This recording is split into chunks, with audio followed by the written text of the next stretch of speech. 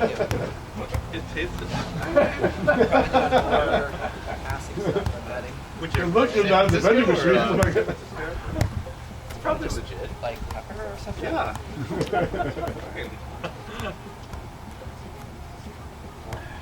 Next time, get the airport sushi. Sushi's one of those things that I only eat if I get a payout for it. Yeah, like oysters too. I'm like, let me just go to the fancy place for the oysters. Same with sushi. Like, I'm not gonna go budget sushi. I've seen some people get really sick on oysters. Yeah, I was worried I wasn't going to be able to That come too. out today, but Our hopefully repertoire. for a while it's Got a decided. new shirt now. Yeah. Have the weirdest Short shirts, nice. because Yeah, I slept from like 9 to 12 and then was up for like 4 hours. Yeah, my sleep Oh, cycle like- all fucked up last night.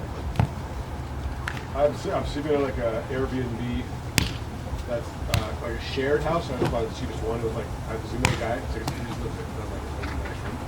It's cool, whatever. I don't care about that. But it's like this weird Missed the ball both times. bunk bed, and the feng shui You want me to in the set you room some? is You wanna way hit the the fuck ball? off.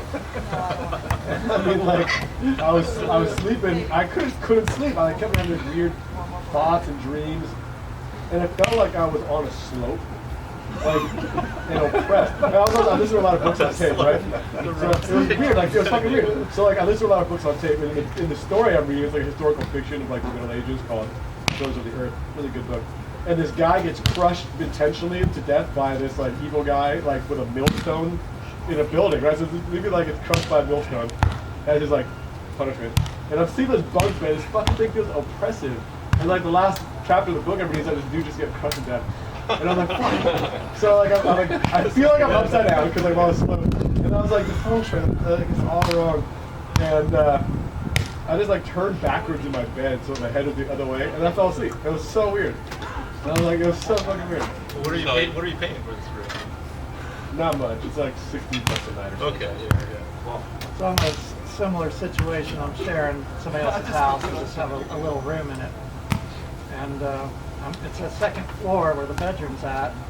And the trees are really close, like right, and the leaves are right into the windows. And there's a squirrel that would keep crossing the roof line Oh no. back and forth. And so you're sitting Like there. all of a Shadow, sudden- That's funny. That's hilarious. I want when that squirrel's all like cracked, just like running all night, like doesn't stop. It's Squirrels like, on what are you meth. doing? I mean, yeah, it's dark. What are you doing? Floridian crack squirrels. Florida squirrels.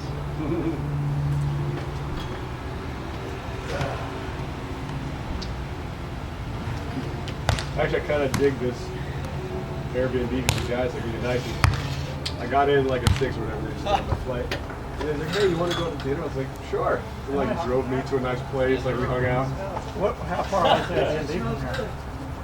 10 minutes by car. It was like the closest one. But it's like all the hotels are like further.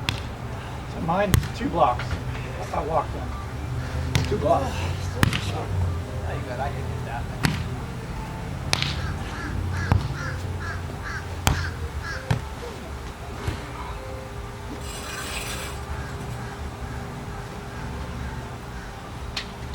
You guys ever know of any traveling or vacationing volleyball people or just cool people in general? I'd love to be Sure. I want to come with my kids. I'll let you know if we decide to go to Florida. Although I think Miami's our Wait, place. before we get here. I met Jasmine Hale at Scottsdale. She's so cool. She's awesome. She and I wanted to play. She was like, let's play some doubles. So we're gonna try. I mean, some co-ed. So we're gonna try to play a co-ed tournament this year. And you got Yenser down there who runs D-Ball Academy. Very good coach. He's got some good coaches working for him. Yeah, Jasmine's starting. She was texting me yesterday because she's starting a club. I mean, a high school program. Oh, good. And I got my high school. I'm coaching and running like the summer program. So I was like, you know, we gotta do a fundraiser and play a coast-to-coast game in Miami.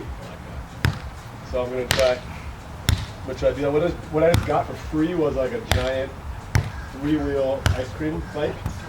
You know those? Ice cream? Well, it's like a bicycle, but it's got a cooler, like a giant cooler. So it's like the type of industrial tricycle that you would see like at Disneyland, like with like you push it in, it's like pull. So I want to make all my beach girls this year stand outside the pool in our town during the summer. Everyone who plays this year is gonna have to do it for like a couple days in summer, and sell ice cream to all the kids in the pool. And that's gonna fund. That's my fundraiser. Fund a trip to Miami for next season. That's my goal.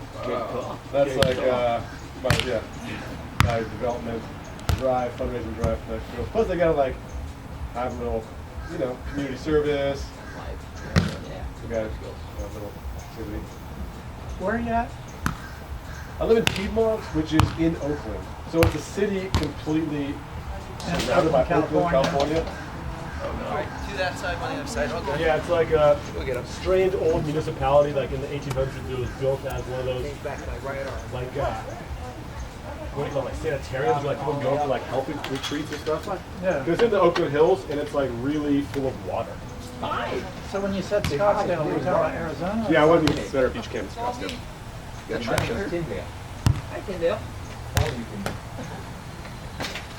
But it's like it's a pretty posh neighborhood. Like the land values are like super high. There's like no house under. What volleyball? Daddy's playing volleyball. If you go inside and around the kitchen, on the left, there's a bedroom in there. Beaches at like a big park, public facility. You don't remember the name of the park? There's a bag there.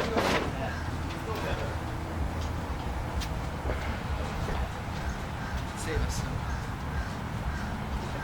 It's time for a tea service.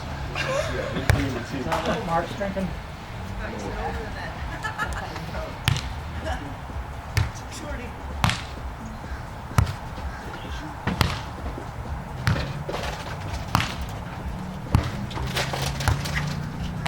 Mark, what's the tea service? I need a tea service. Black tea, What? 2 cubes of I would sugar. like, Unacceptable conditions. Chinese kung fu chop. Like full tea service with We got Pasadena Bar and Grill. Cigar shop.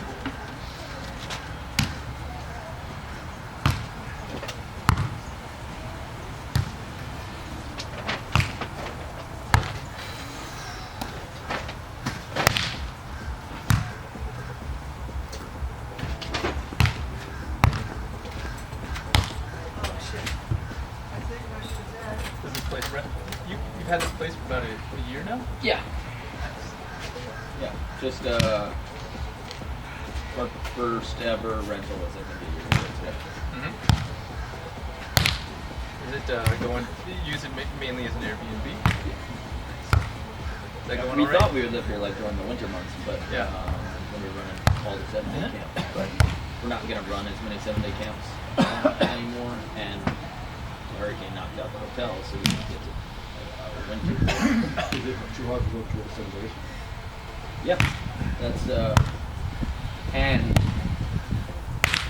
we have never had an easier experience.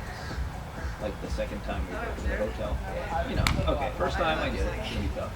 Second time it should become easier. Fourth, fifth, sixth time it should become easier. Yeah. At no point do you see them like appreciative that we've brought 40 rooms for 7 nights, 14 nights, for 21 nights. Yeah. And then it takes pretty much everyone in the company totally out of commission for 8, 9 days. Yeah. 7 days. Yeah, I like this, like a 3-day weekend format. Yeah, I could do 3 days. I couldn't do 7 days, man. Right. Like family, job. Yeah. Yeah. 3 kids, a wife, sick. So she got a kid PET scan at the hospital. Yeah. I was like, I'm going. That's the way the nanny helped us out. You can see it through Yeah, the we're lucky window. enough in California where we got grandma really close by. We could drive an hour and a half or 2 to the uncle's and aunts. God bless the parents. It's It's not possible. unbelievable. Yeah. My parents still cook for us all the time. and we'll bring over a big pot of chicken stew or whatever, just like twice a week. And they'll bring it to us too. I like it. I love you. Yeah, my mom does that too. She'll, Yeah. well, I've got too much and bring it over. Still? She'll come over and put it in the fridge. We're not even there, right? Yeah, my She'll dad come does the home. same thing. My dad loves cooking, and so he loves shopping for food. So he'll literally be like, hey, I'm going to Costco. What do you need? I'll be like, fucking list. Here we go. And he'll just like show up. And then if I'm not there, he's like, anybody help us unload boxes? I'll be like, I'm at work. He's like, all right. That's cool. And he just load it into the kitchen. He doesn't go so far as to put it in the fridge. He's like, the chicken's on the floor. I'm like, all right. Thanks, Dad.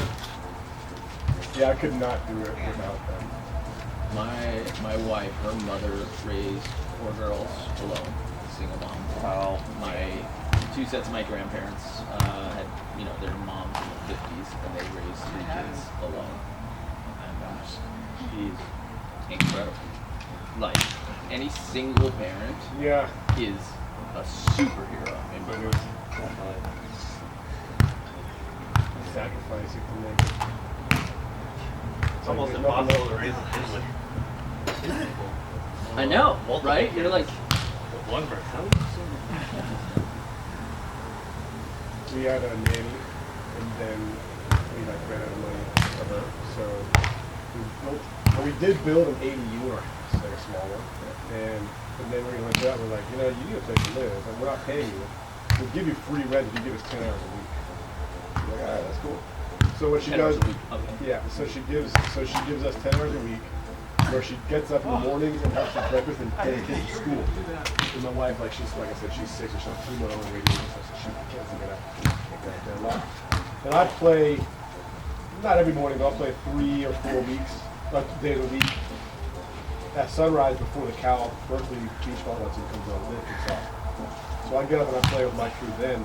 So that lets me, like having her lets me not have this stress in the morning, which saves my life, man. Because then I gotta do what I love. I gotta start my day right. So blessed to have a little bit of land where she can have a room and wonderful person. Better with my kids than I am, for God's sakes. I love that word. That's a good trade-off. You've got the extra spot. Yeah, and she's great because if I got some extra money that month or whatever, I'll give her more time. And I'll be like, yo, I got, like, let's do all Thursdays, how many more times you can do?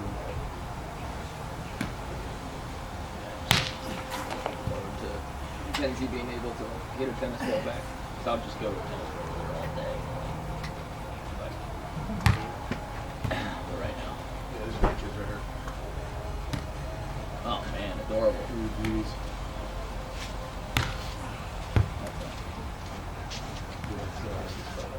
Theo, his name is Theophrastus, Greek name, Madeline, and Corinthian. Corinthian is obviously a biblical thing.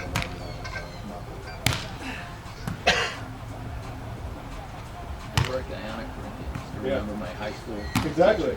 So that Doric, Ionic, Corinthian. so the Corinthian The way is they that decorate pillars. Yeah. And so, like, if you're recognizing architectural structure, it's like Doric is like the straight columns. Ionic, you would see the little swirls at the top of the pillar, and Corinthian's like super decorated. It's also the third and final There's colonnade just one style. thing. So when I had my third and final child, I was like, well, what's a word that identifies the third and final of something? And I was like, hat trick. And I was like, I can't name my kid hat trick. And I was like, well, Turkey. Yeah. So I was like, exactly. And I was like, well, Corinthian is the third and final. And everybody's like Corinthians, like the book in the Bible, and then like Corinthian. And everybody's like from Corinth. I was like, well, technically, yeah. It also means like good workmanship. Okay, that's another definition of the word Corinthian, like people are Corinthian.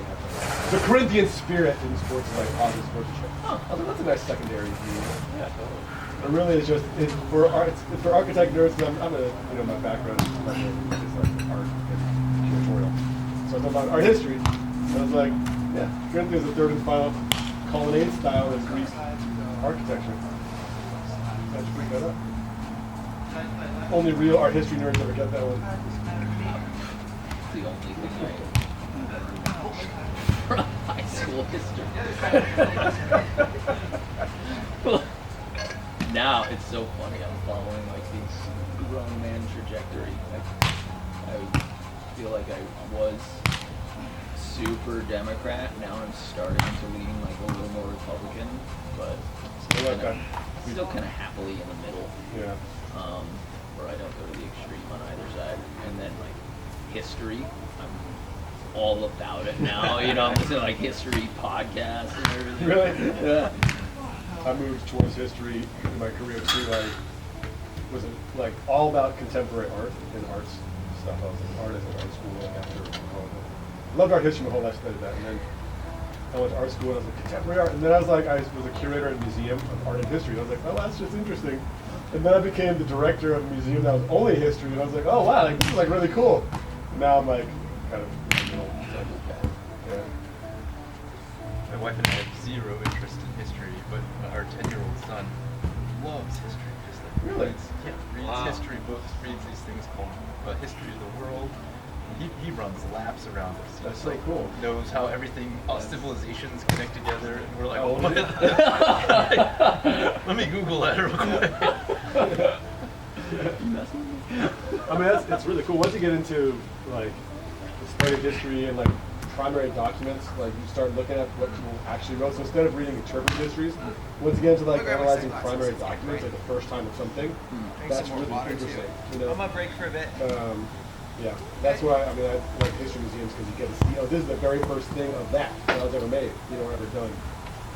You get to see like what the Sun is struggle starting was to like. peek out there. Kind of planning an exhibition right now for a history museum about like the Chinese launderers in Chinatown, San Francisco, and you look at what an iron looked like in the 1800s, and that thing was literally iron, and it weighed about 8 pounds, and it's a giant, heavy-ass iron. And it has a wooden handle, but you can imagine like using this iron all day, and it brings you to a different mindset, like what labor was like. It's really interesting. So, well, that's like primary. I read a diary of a French guy in the World War I, and he was just, most of the time he was just a chef, but just the details of like, you know, we hiked 30 miles today to get to the next spot, Yeah. and just the day-to-day grind through World War I, it was just fascinating from a Yeah. first-person perspective. My uncle was in Vietnam, and he was infantry. He never said a word about it to any of our family. He came back like really quiet. His family didn't say anything about it, and then like in the last 10 years of his life, he just started writing a memoir. He took all of the pictures and letters, and he wrote a book. And then for the last 10 years of his life, he toured the country as an author, like talking to VAs and veterans and like establishing relationships. And so I'm reading it now. But That's so cool. nuts to see like his son and his daughters, the first time they ever heard anything about his experience in the war was having to read his book. Wow. It's like I don't really like talking about it, but writing it and then sharing it with the guys that were there was Yeah. like one of the peak experiences. That's cool. Yeah, I did a big exhibition about Bruce Lee, and I was hired because I was in my extensive experience in martial arts, and like also a curator. There's very few people who have that expertise. And then so there's a lot of interpretive text about Bruce Lee, but he created so much original writing. It's really cool to go through his original writing. So like I read all of his college philosophy papers, which were crap. I want to tell you. Like, I mean, he got a degree in philosophy from he was in Seattle for school, but his writing was like pithy and like mediocre at best. But it's cool because he was like trying to fuse this kind of like Taoist philosophy with like Greek rationalism and like the liberal arts. And he was one of the first people who was doing this, I guess, in the 60s at the time. But he had some. What was most interesting was looking at the original documents around like what people were saying about him and what he had to like struggle against. So like I wanted my kids to like really find what the racist language around that he dealt with at that time. Because kids today, they're like, you bring them to the museum, you're like, oh, what's Kung Fu? They're like, panda bears! Kung Fu panda! And you're like, well, yeah, but like, how did we get to a place where it's so ubiquitous that every white person does Kung Fu now? Right? And it was like, well, it was a really high hill of racism and exclusion that Jazz had to go through, so you start looking at the actual language that people used against them at the time. And it's just wild to kind of read. So, And wasn't he also criticized by Yeah. to say like you should not be teaching this to white people. Well, you so should teach he this was to really US. excluded by the Chinese in America and by the white people because the white people, well, they didn't exclude him. They tried, well, they did, but they tried to control him and exploit him. They brought him in as an exotic thing to exploit, and the Chinese in Chinatown were like, "Fuck you! You are not the best, and you're not paternalistic in the Taoist, or I guess I mean that's not Taoist. That would be like I don't really know how to call it Confucius. Maybe the Confucius philosophy that's like paternalism. So what he did was he actually was really embraced by the African American community. So his first roommate in college was a black dude. So it's this black guy. He was born in America. He grew up in Hong Kong. Came back to Oakland and then, or San Francisco and then Seattle. And this black guy taught him how to be an American. That's why he has so much like style and pizzazz and like tying in with the black culture during the 50s and 60s. And it's amazing to see because his first assistant was a black guy, Jesse Glover. He wrote the first book on Kung Fu under Bruce, you know, and he was like, at the same time, the blacks were excluded from cinema. It was all exploitation, and he walked that line with the black community. So it's really interesting. So you're exactly right. He was excluded by both Chinese and by white people. But the African Americans in America were like, fuck all of them too. Like, and the other thing was because he kicked people, and nobody in